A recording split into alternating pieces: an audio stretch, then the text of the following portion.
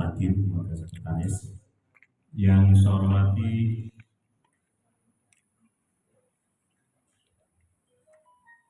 Ketua Tanfid MBC Merak-Urak, Kiai Sukri Ghazali beserta jajarannya. Yang saya hormati Ketua Tanfid atau yang mewakili dari MBC NU Tuban, Montong dan Keret Merak-Urak. Yang saya hormati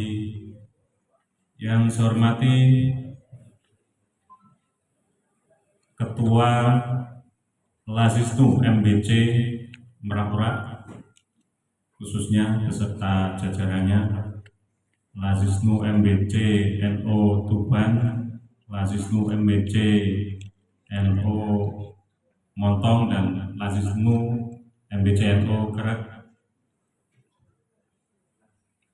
dan seluruh sahabat-sahabat saya di kepengurusan Lazisnu BC NU Tuban yang berbahagia pula. Pertama-tama marilah kita ucapkan rasa syukur kehadirat Allah Subhanahu wa Ta'ala. Pada kesempatan sore hari ini kita masih diberi kesehatan bisa menghadiri kegiatan yang hari ini dilakukan di Merak-Urak, kegiatan ngopi turba klaster 1 yang 4 kecamatan di wilayah sekitar kota Kabupaten Tuban.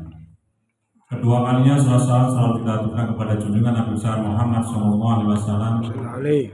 Semoga kita semua selalu menjadi bagian umat dari beliau, dan khususnya di Yaumul Qiyamah kita mendapatkan syafaat beliau. Amin.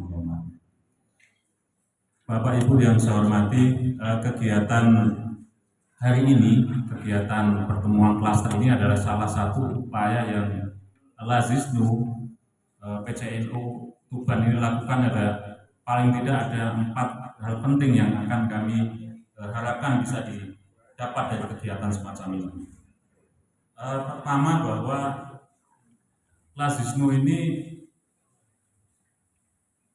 organisasi yang setiap 5 tahun berganti kepengurusan dan dinamikanya luar biasa.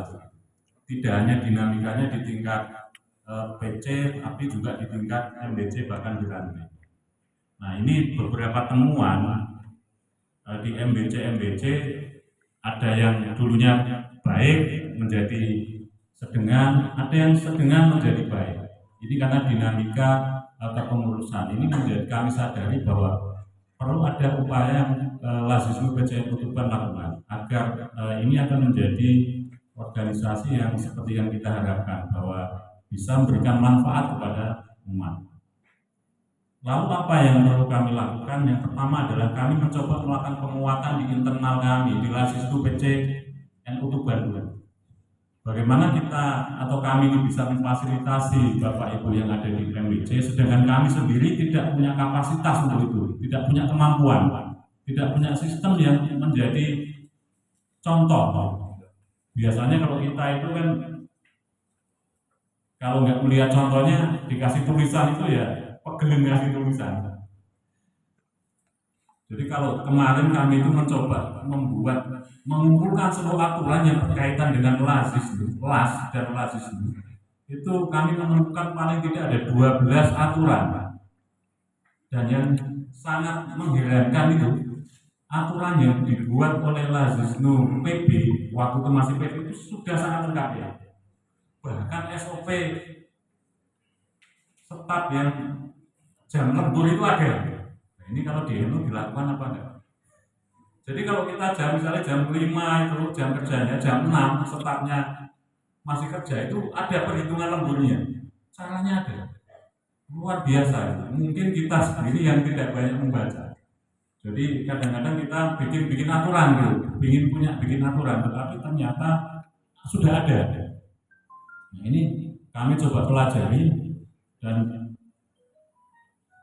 menemukan ada paling tidak 12 dari tingkat undang-undang, peraturan undang-undang sampai dengan peraturan atau keputusan Lazisnu. Penguatan ini salah satunya adalah tadi tujuannya adalah organisasi ini secara kelembagaan baik, kuat, dan kalau baik pasti kegiatan utama Lazisnu adalah sebagai lembaga yang fungsinya mengumpulkan dan mentasarufkan zakat, infak, sedekah ini akan berjalan dengan baik.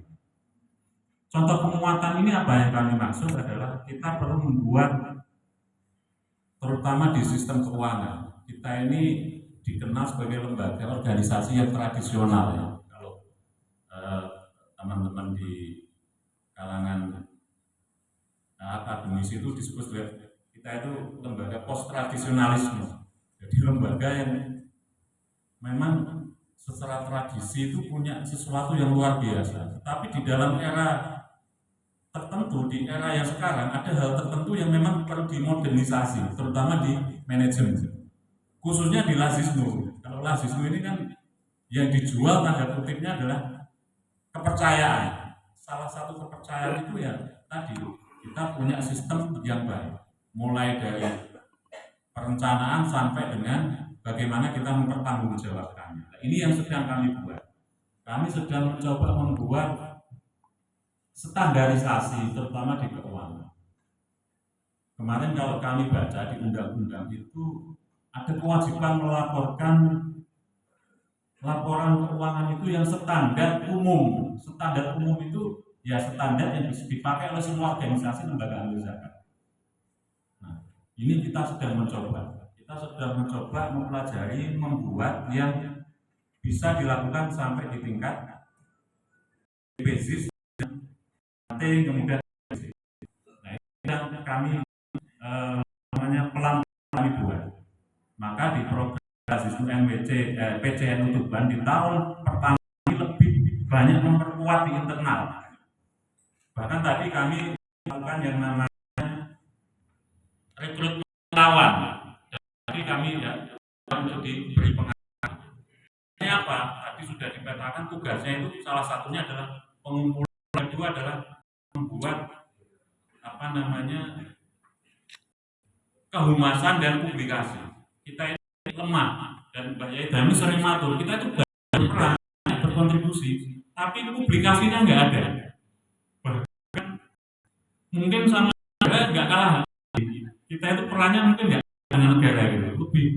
Tapi ya tadi, maka kita perlu yang namanya standarisasi. Salah satu standarisasi adalah publikasi itu sedang kami buat standarisasi.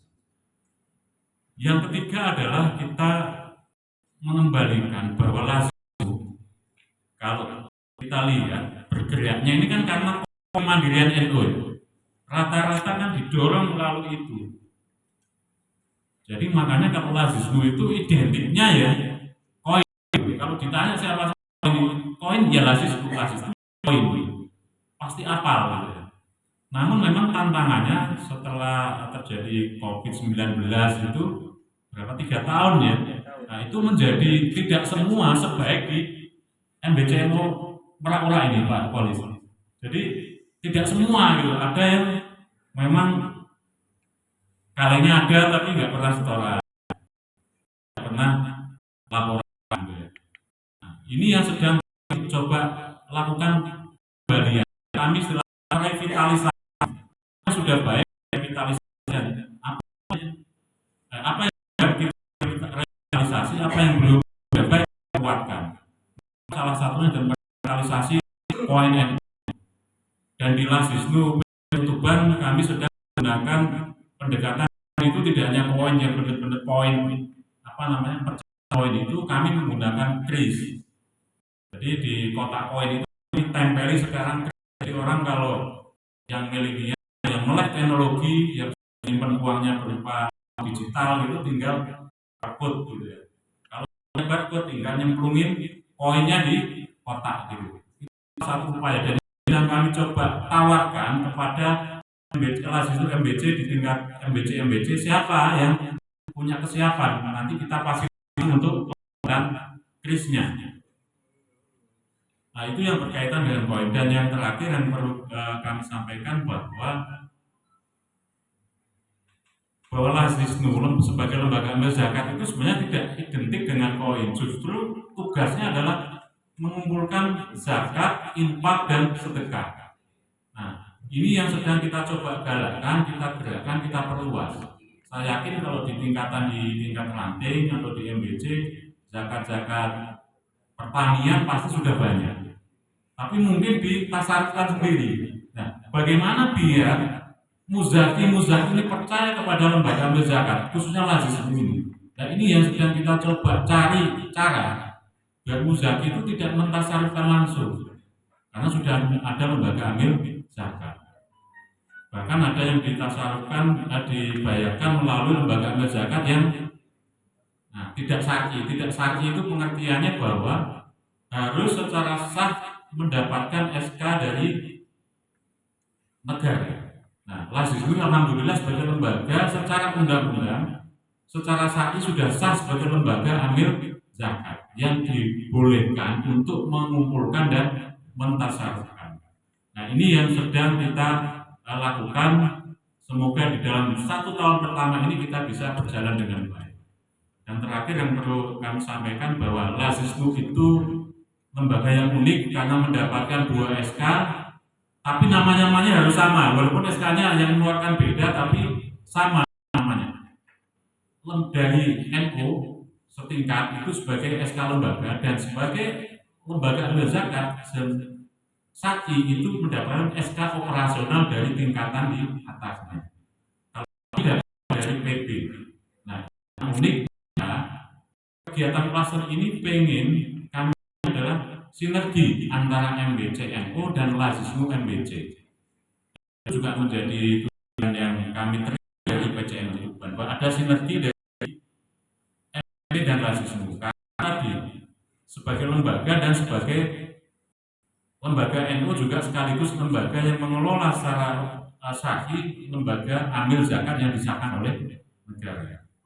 Jadi yang diperlukan adalah sinerginya adalah membuat perencanaan pelaporan kepada lembaga amil Lazisnu di tingkat atasnya. Kalau ranting juga melaporkan ke MBC melaporkan ke PC. Sekaligus secara horizontal Lazisnu MBC wajib melaporkan kepada MBC NU. Itu dua-duanya wajib dilakukan karena keunikan Lazisnu ini.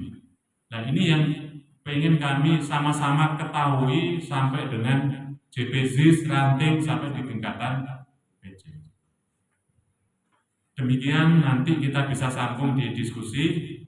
Bapak Ibu semua yang kami hormati, mohon maaf jika kegiatan ini banyak kekurangannya, dan kami mengucapkan terima kasih atas dukungan yang diberikan Lazisnu MBC NU Merak.